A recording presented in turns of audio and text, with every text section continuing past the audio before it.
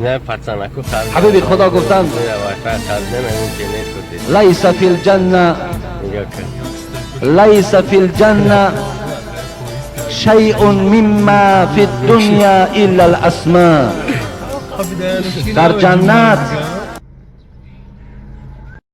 ای کسانی که ایمان آورده اید، اگر شخص فاسقی خبری برای شما بیاورد درباره آن تحقیق کنید، مبادا به گروهی از روی نادانی آسیب برسانید و از کرده خود پشیمان شوید.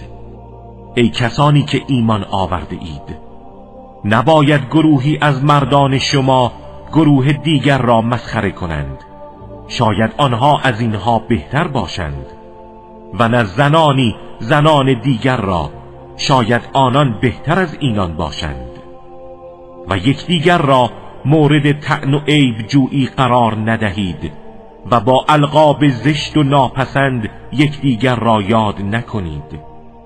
بسیار بد است که بر کسی پس از ایمان نام کفرآمیز بگذارید و آنها که توبه نکنند ظالم و ستمگرند.